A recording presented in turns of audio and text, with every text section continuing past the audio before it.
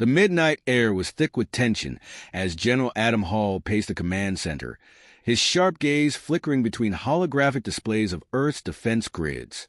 He was a man of unyielding resolve, a leader forged in the fires of decades-long military service. Tonight, though, a gnawing unease shadowed his every movement.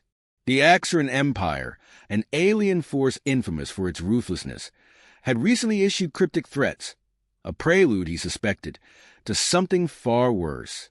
Unbeknownst to the guard stationed outside the facility, an Axaran strike team had breached Earth's defenses.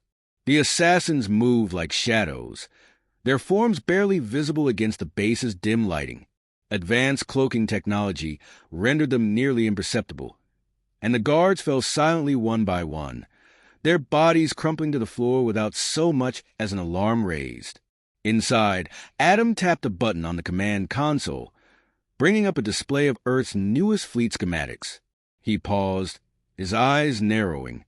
His protege, General John Sterling, had contributed significantly to these designs, drawing inspiration from years under Adam's mentorship.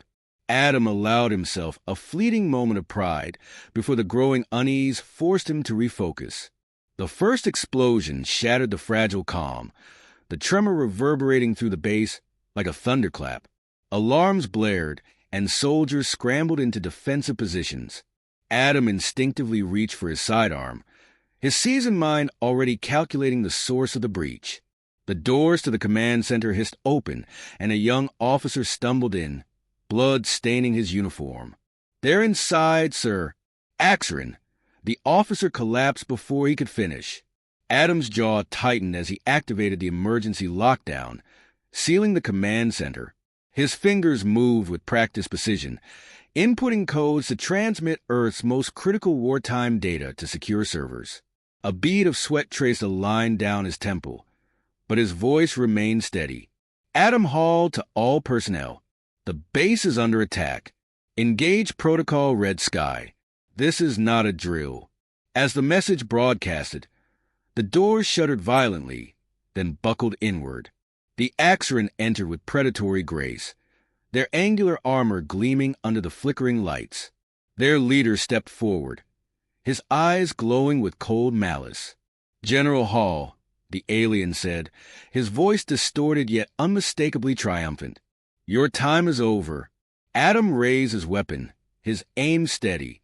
"You will find Earth harder to conquer than you think." The firefight that followed was brutal. Adam fought with the tenacity of a man unwilling to surrender, but the Axaran's superior technology overwhelmed even his formidable skills.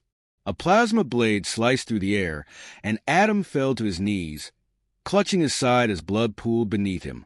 With his last ounce of strength, he triggered the final encryption sequence on the neural implant embedded in his skull. A faint smile crossed his lips as he stared down the alien leader. "You think this ends with me?" he rasped. "You've just made the worst mistake of your empire's existence."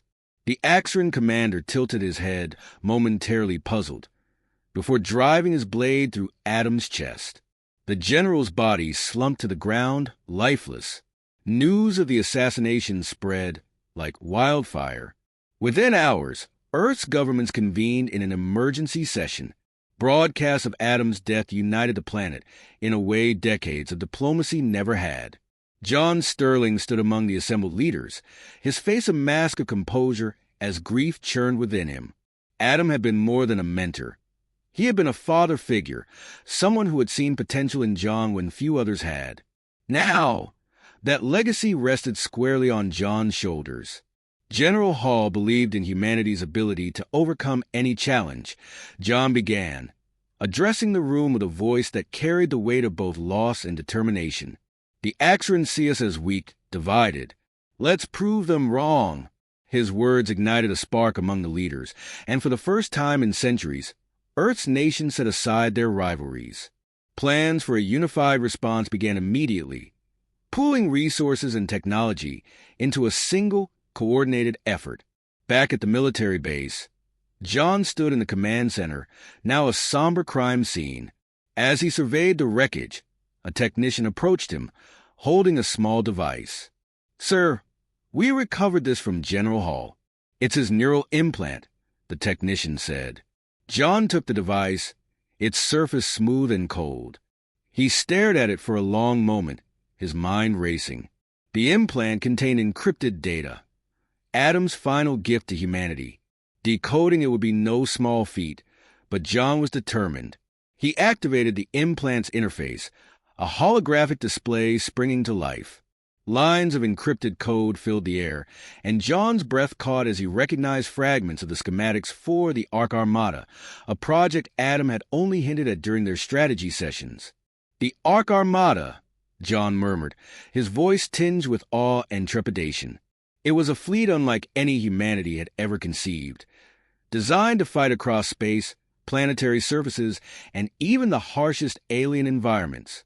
As John left the command center, implant in hand, he felt a new resolve harden within him. The Axeran had taken Adam, but they had unwittingly united Earth in the process. The road ahead would be fraught with danger, but for the first time, John felt ready to lead. In the cold vacuum of space, the Axeran fleet loomed, their commanders oblivious to the storm they had unleashed. Humanity's greatest strength had always been its ability to adapt, to innovate in the face of overwhelming odds. The workshop buzzed with frantic energy as scientists, engineers, and soldiers moved in a carefully choreographed chaos. Sparks flew from welding torches as teams worked tirelessly to bring Adam Hall's vision to life. John Sterling stood at the center of it all, his gaze sharp and focused. The neural implant had yielded just enough decrypted data to give them a glimpse of the future, an arsenal that could tip the scales against the Axeran. But glimpses weren't enough. Time was running out, and every delay brought Earth closer to annihilation. "Sterling, we've got a problem," said Dr. Lucas Bennett, striding toward him with a data pad in hand. Lucas was the lead scientist on the Ark Armada project, a man whose brilliance was matched only by his sarcasm. He was tall and wiry, his graying hair perpetually disheveled. "Don't we have a problem, Bennett?" John replied, not looking up from the holographic display of their defensive grid. "This one's special," Lucas said, thrusting the pad into John's hands. "The Axeran have started deploying interference fields. They're jamming our AI-driven fleets before they even leave the atmosphere. We can't rely on automation anymore. We need pilots. Human ones." John's jaw tightened. The AI fleets were supposed to be their edge, their way of compensating for humanity's numerical inferiority. If they couldn't rely on them, it meant putting more lives on the line. "Then we train them," John said after a moment. "Every soldier, every reservist. We'll need all hands ready to fight, whether on the ground, in the air, or in space." Lucas raised an eyebrow. "And here I thought you'd say something easier, like invent a miracle." "Miracles are your department," John said with a faint smirk before turning back to the display. Across the room, Colonel Mark Butcher observed the exchange with quiet intensity. Butcher was a seasoned veteran, his broad frame and scarred face a testament to years of combat. He had lost his family in the initial Axeran attacks, and the fire of vengeance burned in his eyes. Despite his stoic exterior, he had become one of John's most trusted allies. "You think we're ready for this?" Butcher asked, stepping up beside John. "We don't have a choice," John replied. "The Axeran are underestimating us, and that's our advantage. But it won't last long. We need to hit them hard and fast before they realize what we're capable of." Butcher nodded, his expression grim. "Then let's make sure they regret ever setting foot in our system." Their first opportunity came sooner than expected. Reports of an Axeran supply convoy passing near the asteroid belt gave Earth's forces a chance to strike. It was a high-risk operation. Failure would expose Earth's fledgling resistance before it had a chance to grow. But John knew they couldn't afford to wait. In the briefing room, John outlined the mission to a group of hand-picked pilots and soldiers. Among them was Lieutenant Noah Hayes, a young fighter pilot with a cocky grin that masked his nerves. "This convoy is carrying critical supplies for the Axeran war machine," John explained, pointing to the holographic map. "If we can take it out, we'll not only slow them down, but also send a message that humanity isn't backing down." As the pilot suited up, John approached Noah, who was checking his helmet with an almost exaggerated nonchalance. "Lieutenant," John said, his tone serious. "This isn't just another training exercise. Stick to your squad. Follow your orders, and don't try to be a hero." Noah looked up, his grin faltering for a moment. "Yes, sir. I'll bring them home." The operation began with calculated precision. The Ark prototypes, a mix of sleek fighter ships and heavily armored assault carriers, emerged from the asteroid belt, their engines flaring against the darkness. The Axaran convoy, a series of massive transport vessels escorted by smaller fighters, reacted with characteristic arrogance. "They think we're a nuisance," Butcher muttered from the command center, watching the battle unfold on the main screen. "Good," John replied.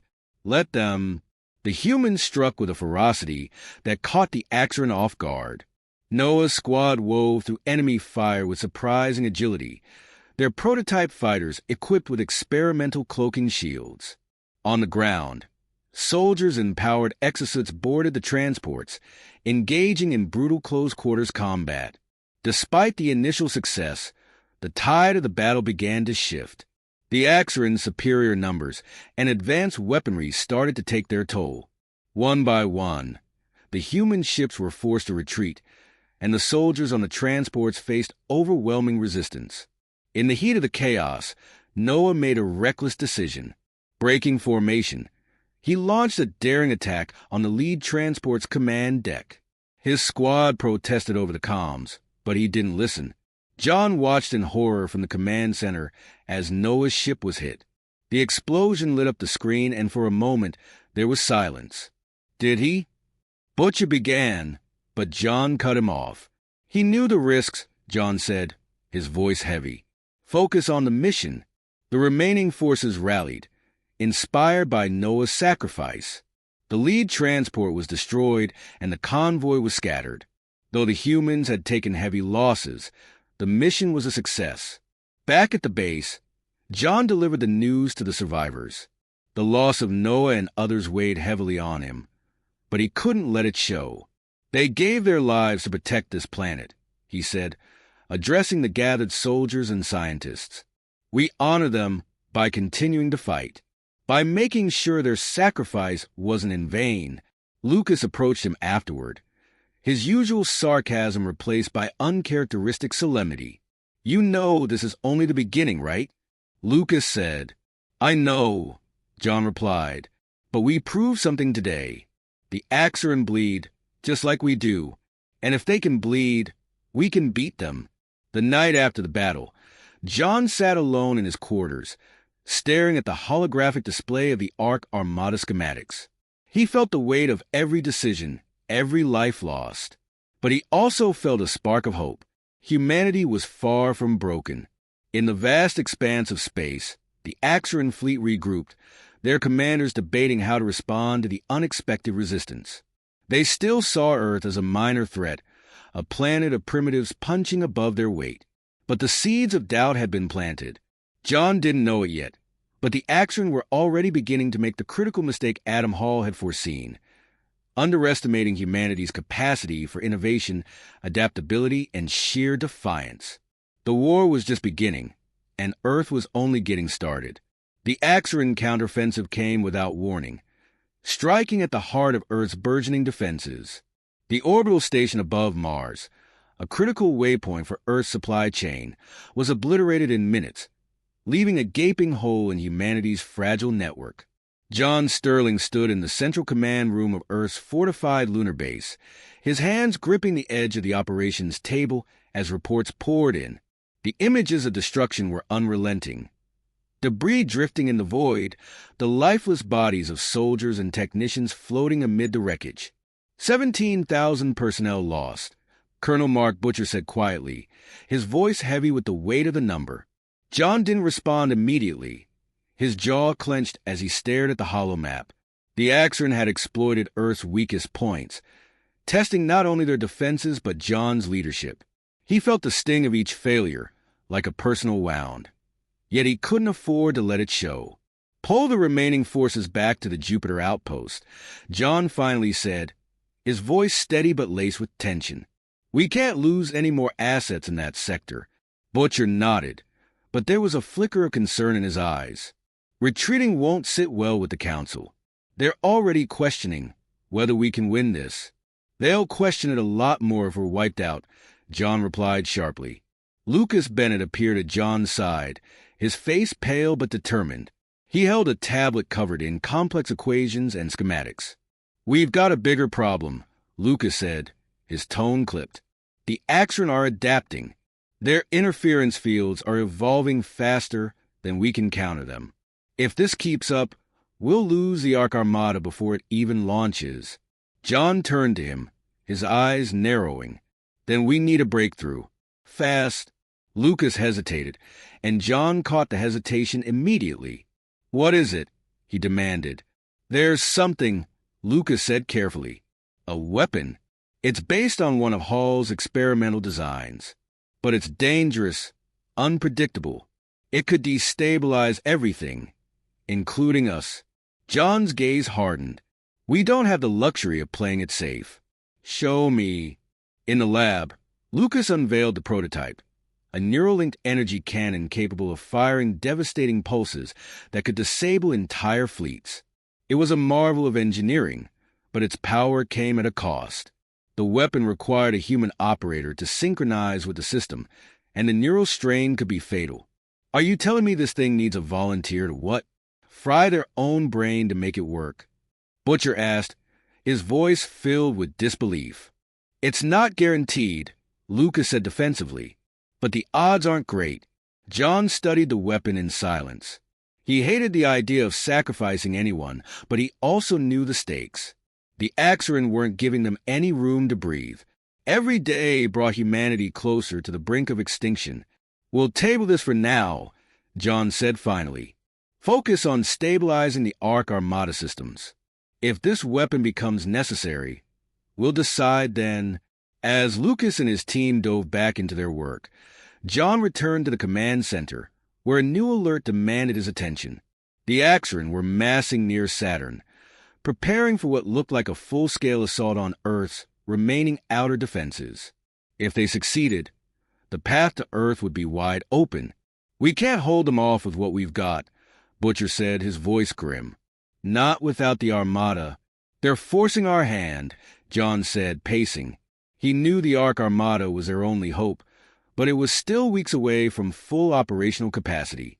Launching it prematurely could mean disaster. Butcher crossed his arms. Then we make it work. You said it yourself. This isn't about playing it safe anymore. John stopped, his eyes meeting Butcher's. You're right. Prepare the crews. We launched the Armada. The decision sent shock waves through the ranks. Engineers worked around the clock, finalizing the massive fleet systems, while soldiers underwent crash training on how to operate the cutting-edge technology. The Ark Armada was humanity's boldest gamble. A fleet designed to fight in any environment, combining human ingenuity with adaptive AI. But it was still untested, and everyone knew the risks. The night before the launch, John found himself alone in his quarters, staring at a photograph of Adam Hall. The general's words echoed in his mind. A leader doesn't just inspire. He carries the weight of every decision. John felt that weight now more than ever. A soft knock at the door pulled him from his thoughts. Lucas stepped in, looking unusually serious. You're going to need this, Lucas said, holding out a small data drive. What is it? John asked. The final piece of the implant's encryption, Lucas replied. It's the full schematic for the Armada's core systems. Without it, you won't stand a chance out there. John took the drive, his expression unreadable. You should have given this to me earlier. I wanted to make sure it was ready, Lucas said, then hesitated. You know, if this works, we might actually have a shot. It'll work, John said firmly, though he wasn't sure if he was trying to convince Lucas or himself. The launch of the Ark Armada was a spectacle unlike anything humanity had ever attempted. Massive carriers, agile fighter ships, and towering battlecruisers rose from their docks, Their sleek designs a testament to Earth's ingenuity. The crews, though inexperienced, carried themselves with a mixture of determination and fear. John stood on the bridge of the flagship, the Erebus, watching as the fleet assembled in orbit. Butcher stood beside him, his expression grim but resolute. "This is it," Butcher said. "Sink or swim." John nodded. "Let's make sure we swim." The battle at Saturn was chaos from the start. The Axaran forces were vast, their ships forming an impenetrable wall of firepower. But the Ark Armada proved its worth, adapting to the enemy's tactics in real time. Fighter squads executed precision maneuvers, weaving through Axaran lines and striking critical targets. The experimental weaponry on the battlecruisers tore through enemy ships with devastating efficiency. But victory came at a cost. The Neuralink systems pushed the crews to their limits, and several operators collapsed under the strain. John watched the battle unfold on the Erebus's main screen, his hands clenched into fists. "They're holding," Butcher said, though his voice was tight. "Barely. We need to end this," John said. He turned to the communications officer. "Patch me through to all ships." The officer nodded, and moments later, John's voice echoed across the fleet. "This is General Sterling. You fought bravely, but we need one final push to break their lines. Focus everything you got on the command ship. If we take it out, the rest will fall." The fleet responded with a surge of coordinated attacks, driving toward the Axaran command ship. John felt the tension like a physical weight as the Erebus led the charge. The command ship loomed ahead, its weapons firing relentlessly, but the Armada pressed on. Finally, the Erebus's main cannon fired, a brilliant beam of energy slicing through the command ship's hull. The Axaran vessel exploded in a blinding flash, and the remaining enemy ships faltered, their formations collapsing. Cheers erupted across the fleet, but John remained silent, his eyes fixed on the burning wreckage. The battle was over, but the war was far from won. Back on Earth, news of the victory spread quickly, sparking hope among the population. For the first time, humanity had taken the fight to the Axaran and won. As John stood on the Erebus's bridge, watching the stars outside, he felt a glimmer of optimism. The Axaran had underestimated humanity, but the war was far from over. The road ahead would be long and treacherous, but for the first time, John believed they could win. The bridge of the Erebus hummed with tension, the low thrum of the ship's engines barely audible over the chatter of officers and the constant stream of data flashing across the tactical displays. John Sterling stood at the center of it all, his expression carved from stone.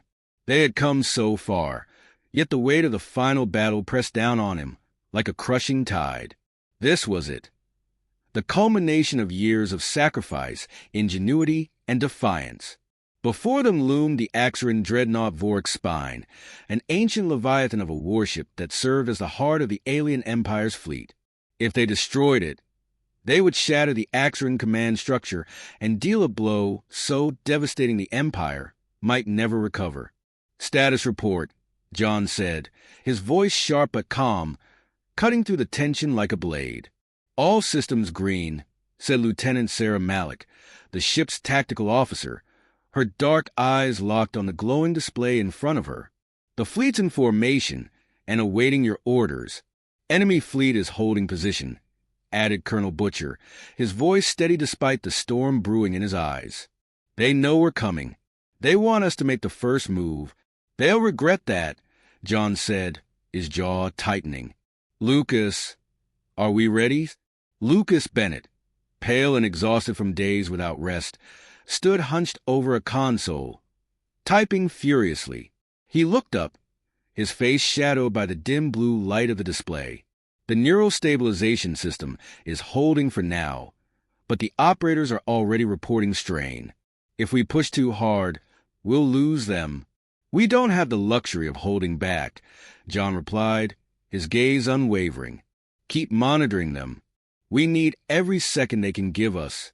The room fell silent as the fleet moved into position, Earth ships gleaming against the black void of space. The Vork's Spine dominated the view, its hull bristling with weaponry and surrounded by a phalanx of smaller Axaran ships. The enemy fleet was vast, but it was the dreadnought that held John's attention. Somewhere inside that monstrous vessel, the Axaran High Commander orchestrated the Empire's war effort. Taking him down was the key to everything. The Axaran struck first. Streams of crimson energy erupted from their front line, slamming into Earth's fleet with terrifying precision. Shields flared, and the Erebus shuddered under the impact, but the ships held their ground. John leaned forward, his voice cutting through the chaos. Engage! All units! Focus fire on their forward line. Break their formation.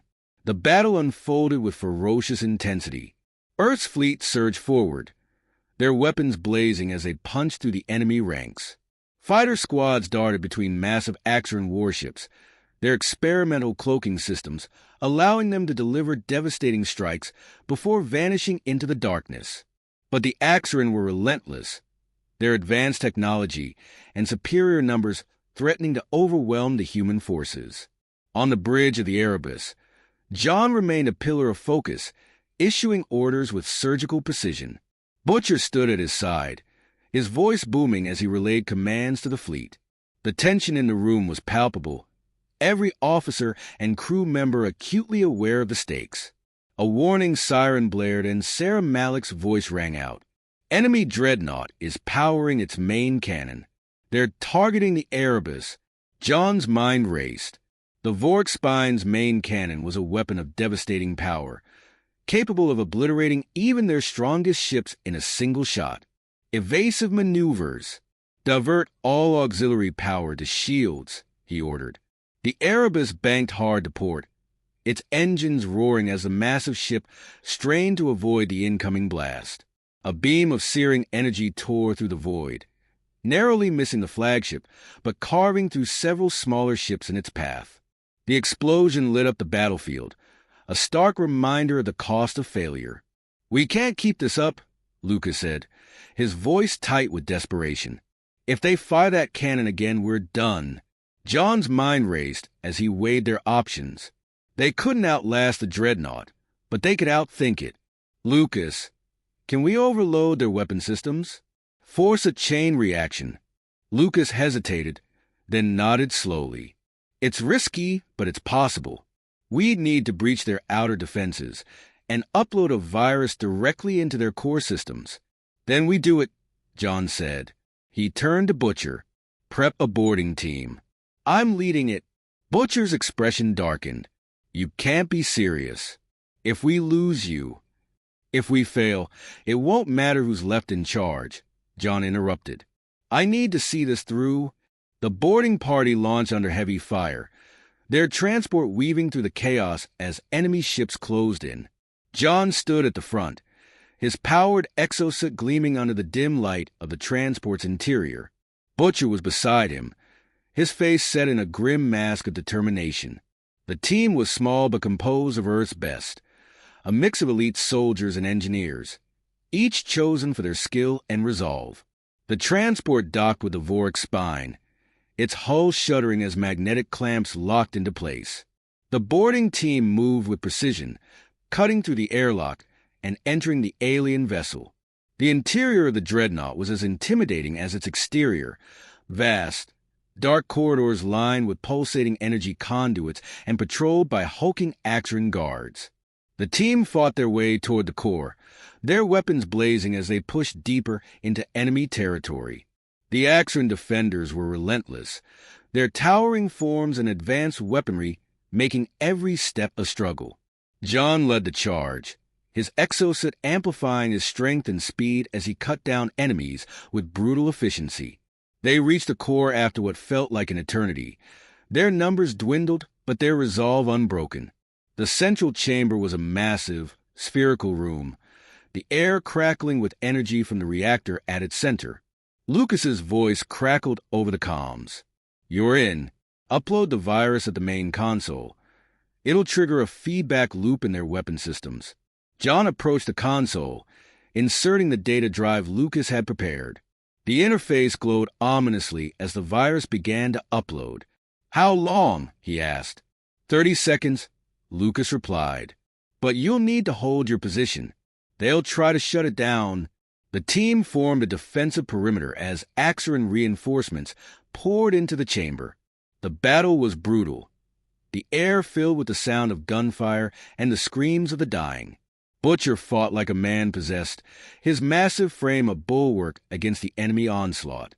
John held the line, his focus unwavering despite the chaos around him.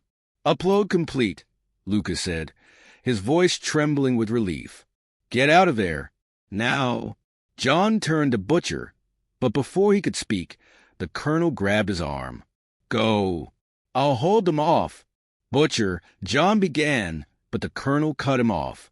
"No arguments. This is my fight. Get back to the Erebus and finish this." John hesitated for only a moment before nodding. "Thank you," he said, his voice heavy with emotion. Butcher smiled faintly. "Make it count." John and the remaining team members retreated, the sound of Butcher's final stand echoing in their ears. They reached the transport just as the dreadnought began to shake violently, the virus triggering a cascade of explosions throughout the ship. The transport launched moments before the reactor went critical, the Vork spine erupting in a blinding explosion that consumed the Axaran fleet. Back on the Erebus, John watched the destruction unfold, his chest tight with a mix of triumph and grief. The enemy fleet was in disarray, their forces scattered and leaderless. Earth's fleet pressed the advantage, driving the remnants of the Axaran forces into retreat. Cheers erupted across the bridge, but John remained silent, his gaze fixed on the debris field where Butcher and so many others had fallen. They had won, but the cost was staggering. He turned to Lucas, who stood nearby, his face pale and haunted. "It's over," John said quietly. Lucas nodded. "For now." John looked out at the stars, his heart heavy yet hopeful. Humanity had faced the abyss and emerged stronger. The Axaran had underestimated them, and now they would never forget the name Earth.